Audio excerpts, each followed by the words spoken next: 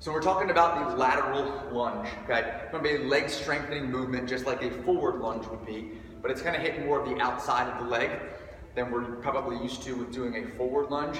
And it's good to strengthen that lateral movement, strengthen the IT bands a little bit, because everything that we do tends to be so straightforward when it comes to weightlifting that it's always good to kind of balance the hips laterally as well. So lateral lunges would be good for building leg strength, and also kind of balancing out the hips with a side-to-side movement as opposed to a forward and back movement. So when we're doing this, our setup, okay, when we do regular lunges, we tend to be feet straight ahead of us, okay, because we want to keep the knee over the toe. Same thing on a lateral lunge, you want to keep the knee over the toe. If I were to put my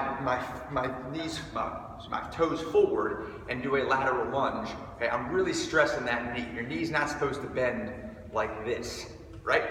So I don't want to do that. I want to do the same thing, ideally, when I'm doing a lateral lunge. And I want to think about where my knees are going to go and keep your toes pointed in that direction, okay? So if I were to do a body weight lateral lunge, okay, I'm just shooting my knee over my toe here, and then to the middle, and then shooting my knee over my toe here, okay? We're not looking for a range of motion, hips below the knees in this, okay?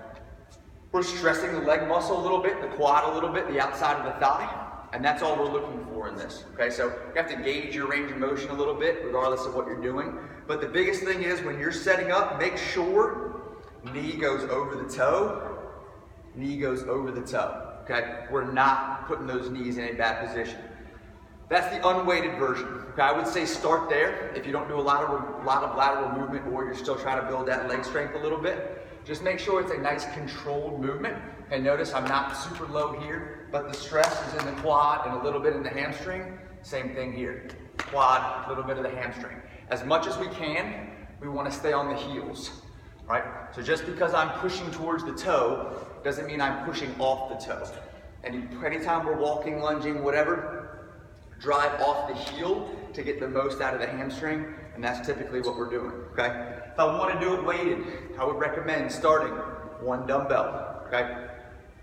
Push through here, again, push through the heel and back. And then to the other side, push through the heel and back.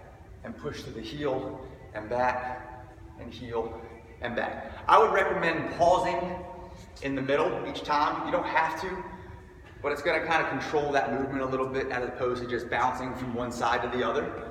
So with this would be a strength movement. Think about making it a strength movement, mind-muscle connection. Make sure we're kind of getting that, that stretch, what we're looking for here. Reset, come to the other side, same thing. Push off that heel, okay? The biggest thing is make sure we're always driving off the heel, coming back to the center. Don't push off the toe. Make sure the toes are pointed out, the same angle that our knees are gonna go. Keep everything nice and square, nice and protected.